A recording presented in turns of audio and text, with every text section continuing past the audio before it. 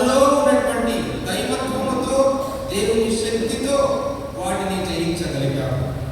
నీలో నాలో కూడా ప్రభువు తన ఆత్మను ఉంచాడు.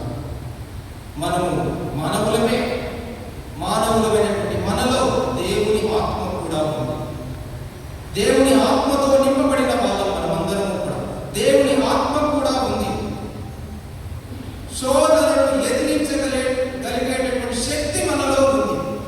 ఆ శక్తితో మనము జయించాలి.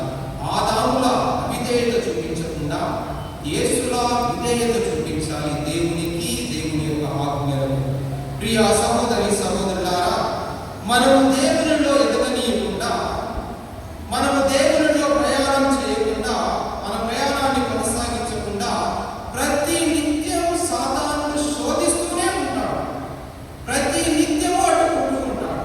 దివ్యబలి పూజకు వస్తున్నామంటే ఏం పోతాంలే, ఇంకా సమయంలో ఇంకా 4 నిమిషాలు అని శోధన. గుడిలో కూర్చున్నప్పుడు ప్రార్థన చేసుకుందామని అనుకుంటూ ఉంటే చేసుకోకుండా అలానే ఆగిపోవడం, అది మరొక శోధన. ఇలా శోధనలు ఎదురవుతూ ఉన్నాయి మనకు ప్రతి నిత్యం ఏదో ఒక విధంగా. ప్రియ సహోదరి సహోదరులారా, పునీత పేతురు గారు చాలా చక్కగా తెలియజేశాడు. 1 పేతురు 5వ అధ్యాయం 8వ వచనంలో అక్కడ చూస్తే మనకు అర్థమవుతుంది. 1 పేతురు 5వ అధ్యాయం 8వ వచనం, మెలకువతో జాగరూకులై ఉండు, నీ శత్రువైనటువంటి సైతాను గర్జించు సింహము వలె గర్జిస్తూ ఉన్నాడు. నీ దగ్గరికి నా దగ్గరికి వచ్చి గర్జిస్తూ ఉన్నాడు. ఆ గర్జనకు మనము భయపడకుండా, ఆ శోధనలో మనం పడిపోకుండా జాగ్రత్తగా ఉండాలి. జాగ్రత్త వహించాలి, ఉచ్చులో పడిపోకుండా. ఉదాహరణకు ఒక చిన్న చిలుక ఉంది. ఒక చిన్న చిలుక వెలుగును చూసి వెళ్ళిందట. వెలుగును చూసి వెళ్ళి ఆ వెలుగులో నిలబడినప్పుడు వెచ్చగా ఉంది. బాగుంది కదా, చాలా బాగుంది కదా అని మరికొంచెం ముందుకు వెళ్ళింది. మరికొంచెం ముందుకు వెళ్తే అది అగ్ని. ఆ అగ్నిలో పడిపోయి కాలిపోయి మరణించింది. అలాగే శోధనలు మొదట మధురంగా అనిపిస్తాయి, చాలా బాగా ఉంటాయి.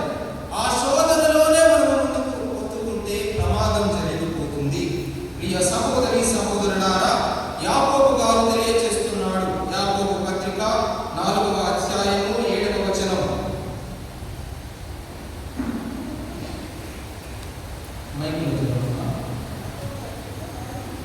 యాకోబు గారు రాసిన లేఖ 4వ అధ్యాయం 7వ వచనం, దేవునకు విధేయులు కండు సైతానును వ్యతిరేకింపుడు, అప్పుడు సైతాను మిమ్ములను విడిచి పారిపోవును. దేవునకు విధేయులు కండు, దేవుని ఆజ్ఞలకు విధేయత చూపించండి. దయ్యమునకు, సైతానును వ్యతిరేకింపుడు అని చెబుతూ ఉంది. అంటే మనము మన అపవాదిని ప్రతిఘటించాలి ప్రతిరోజు కూడా. ఎలా ప్రతిఘటించాలి అంటే దేవుని ఆజ్ఞలను మనము తూచా తప్పకుండా పాటించాలి. కాదని దేవుడే వద్దని చెబితే, దేవుడే వద్దని పరిగెత్తి వెళ్ళిపోతే మనకు ప్రమాదం జరిగిపోవచ్చు.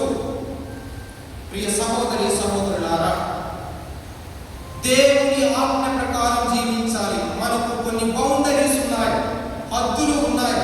దేవుడు కొన్ని హద్దులను ఏర్పరిచారు. ఆ హద్దులలోనే మనం ఉండాలి. అది కాదు ఇది కాదు అని హద్దు మీరితే మనము పాపంలో పడిపోవచ్చు. పునీత ఫాదర్ పియో అతను అంటాడు, the devil is like a chained dog. Chained dog అంటే ఏంటి? గొలుసుతో కట్టేస్తుంటారు. The devil is like a chained dog, గొలుసుతో కట్టేస్తుంటారు. He can bark at you. గొలుసుతో కట్టేసినటువంటి కుక్క ఏం చేస్తుంది? నిన్ను చూసి ఏం చేస్తుంది? అరుస్తాడు, అంతే.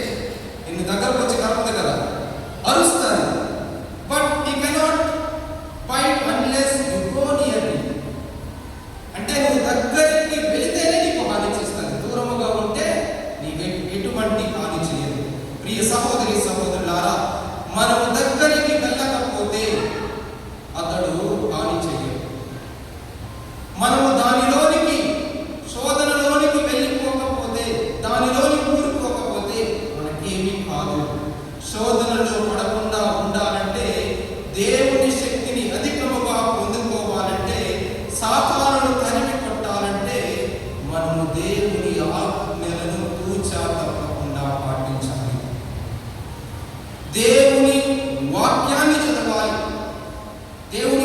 వాక్యాన్ని చదవడం మాత్రమే కాదు, పఠించడం మాత్రమే కాదు, దానిని ధ్యానించాలి.